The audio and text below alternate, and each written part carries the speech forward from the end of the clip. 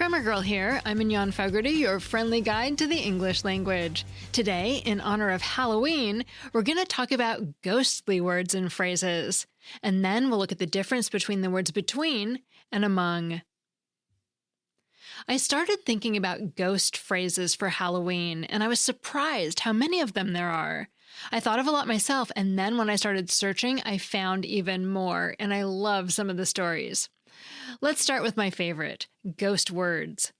These are dictionary entries created entirely by mistake. Back in 2019, I did a whole episode about them. That's episode 734 if you want the full story. But here's a quick example.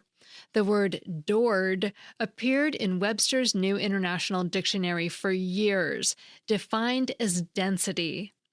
But doored isn't a real word at all. It was supposed to be an abbreviation entry for density that read D or D, capital D or lowercase d. But someone who worked on the entry misread it as a word spelled D-O-R-D, and thus doored was born.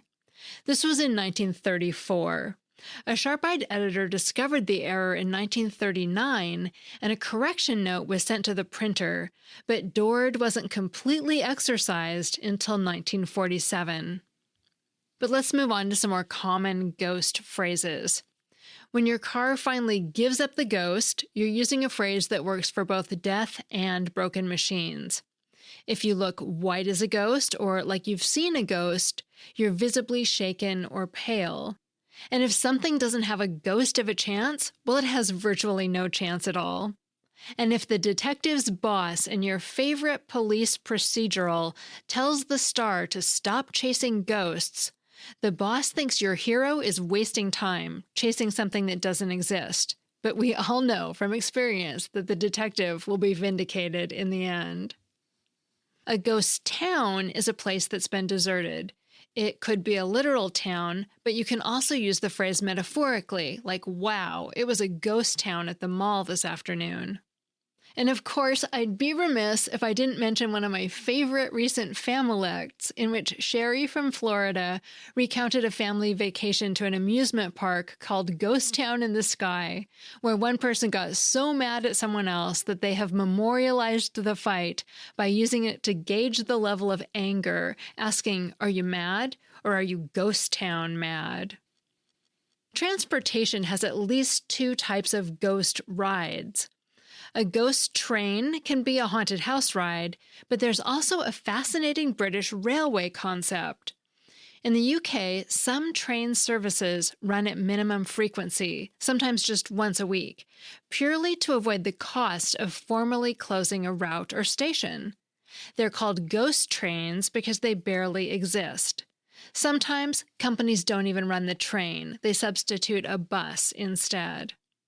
And ghost flights are a similar thing. Apparently, airlines sometimes fly mostly empty planes just to keep their airport slots. Sounds wasteful. And speaking of waste, let's talk about the workplace.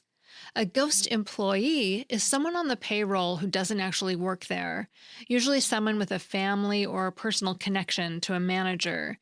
It's payroll fraud, and auditors specifically look for this practice. Ghost kitchens are a relatively new development. These are restaurants that only do delivery or takeout with no dine-in option. You order online from what seems like a restaurant, but there's no actual restaurant space for customers. And here's something that seems particularly cruel: ghost jobs. These are job postings for positions that don't really exist.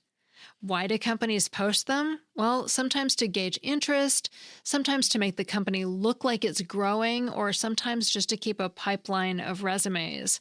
But imagine spending hours on an application for a job that was never real in the first place. It's outrageous. And you want to sick a ghost on people who do that. And some people think you might find ghosts in the theater. In addition to the superstition about not saying the name of the play Macbeth in a theater, actors sometimes call it the Scottish play instead. Theaters also usually employ a ghost light, a single bulb left shining on an empty stage, even overnight. For practical reasons, it's there so people don't trip and hurt themselves in a dark theater. But there's also a superstition that theaters house ghosts and you need to leave a light on for them. Here's another fun one for people who love music. Ghost tracks are unlisted hidden songs on albums or CDs.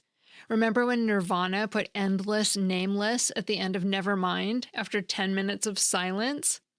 And this is pretty cool. Before CDs, people could make double grooved records where the needle might catch different grooves and play different content, which some people think of as hidden tracks. Monty Python's Matching Tie and Handkerchief was made this way on one side and is sometimes called a three-sided record. Sticking with the arts, we have ghostwriters, people who write for someone else without credit. I actually interviewed Dan Gerstein of Gotham Ghostwriters back in April for episode 1056, and there's a lot more to learn about that industry if you're interested in the world of invisible writers. Moving on to the digital world, ghost terminology is easy to find here too. Ghost mode is a privacy setting that hides your location or status, like in Snapchat. But it's also become a more general term for stepping back from social media or social life to focus on work, school, or personal goals. Someone might say, I'm going ghost mode for finals week. And you're probably familiar with the idea of ghosting someone, completely stopping communication without a warning or explanation. But there are older uses of the term too. In analog television, ghosting meant seeing a double image from signal interference. And in offset printing, ghosting is a defect where faint replicas of images appear where they shouldn't. The phrase ghost in the machine describes an unexplained technical glitch or mysterious system element. And that phrase always reminds me of a book I enjoyed called Ghost in the Wires by Kevin Mitnick, the notorious computer hacker from the 70s, 80s, and 90s. That man had some absolutely wild stories. Sports also have their own ghostly terminology. A ghost runner is an automatic runner placed on second base in extra innings, which is meant to make it easier for teams to score or to help shorten long games. And a ghost goal is a disputed score in soccer where the ball may or may not have fully crossed the line. The phrase ghost goal actually came from Chelsea manager Jose Mourinho after a 2005 Champions League semifinal against Liverpool. His quote about a controversial goal that may not have fully crossed the line gave us this now common sports term. In the environment, ghost nets or ghost gear are abandoned fishing equipment that continues trapping and killing marine life. These nets can drift through the ocean for years, creating ongoing devastation. And ghost forests are stands of dead trees, usually from saltwater intrusion or land drop. A few years ago, I was researching areas near the Cascadia subduction zone because we were thinking of moving there, and I learned about the spooky ghost forests related to that massive earthquake zone. When land suddenly drops during a major quake, salt water rushes in and kills entire forests. The dead trees remain standing as eerie reminders of the catastrophic geological events. So there you have it. Ghost words in dictionaries, ghost employees on payrolls, ghost trains barely running, ghost tracks hiding on your favorite albums, and more. I love how we take this one spooky concept and apply it to everything from technical glitches to fraudulent employees to hidden songs. They all capture the original idea of what a ghost is, something that isn't really or fully there, or maybe shouldn't be.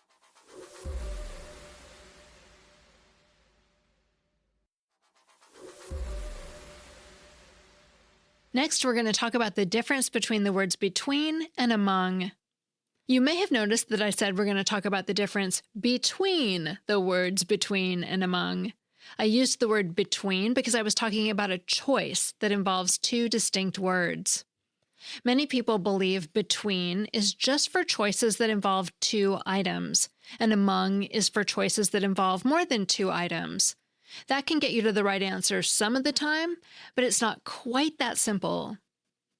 Here's the deal. You can use the word between when you're talking about distinct, individual items, even if there are more than two of them. For example, you could say she chose between Harvard, Brown, and Yale because the colleges are individual things. The Chicago Manual of Style describes these as one-to-one relationships. Sometimes they're between two items, groups, or people, as in these examples. Choose between squiggly and aardvark. Let's keep this between you and me. Other times, they can be between more than two items, groups, or people, as in these examples. The negotiations between the cheerleaders, the dance squad, and the flag team were going well, despite the confetti incident. The differences between English, Chinese, and Arabic are significant. On the other hand, you use among when you're talking about things that aren't distinct items or individuals. For example, if you were talking about colleges collectively, you could say she chose among the Ivy League schools. If you're talking about a group of people, you also use among. Excitement spread among the fans in the arena. The scandal caused a division among the employees. Squiggly and aardvark are among the residents featured in the newsletter. Among can also indicate that someone is part of a group or left out of a group, as in these examples. He was glad to find a friend among enemies. She felt like a stranger among friends. Between and among can also tell the reader different things about location or direction. Think about the difference between these two examples. Squiggly walked between the trees. Squiggly walked among the trees. Squiggly walked between the trees gives you the idea that he stayed on the path. He either walked between two trees or was on a route that was surrounded by trees. On the other hand, Squiggly walked among the trees gives you more of an idea that he wandered around a park or forest. He may have had an endpoint in mind, but it doesn't sound as if he went from point A to point B on a defined path. So remember, between is the word you want for two choices, but it has other uses too.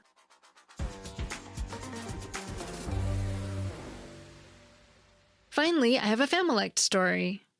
Hi, Mignon. This is Kyan McMillie from Phoenix, Arizona, and I have a Familect to share. One day, my husband and I were having some friends coming over for dinner, and we had cooked all day. The kitchen floor was a disaster, but we didn't have time to mop. So my husband took a white rag and wiped up the floor, in the worst of the floor mess anyway.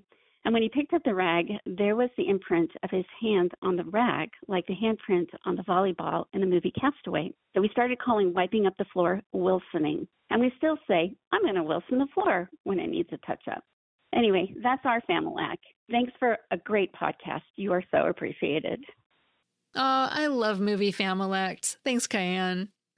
If you want to share the story of your Familect, a special word or phrase you use with your family, or a friend-elect, leave a message on the voicemail line at 833-214-GIRL, or leave a voice message on WhatsApp. Grammar Girl is a quick and dirty tips podcast. Thanks to Morgan Christianson in advertising, Holly Hutchings, director of podcasts, Nat Hoops in marketing, Dan Feierabend in audio, and Rebekah Sebastian in marketing, who has a dog named Sherlock. And I'm Mignon Fogarty, better known as Grammar Girl, and author of The Grammar Daily, a book of tips, illustrations, and puzzles that makes a great gift. That's all. Thanks for listening.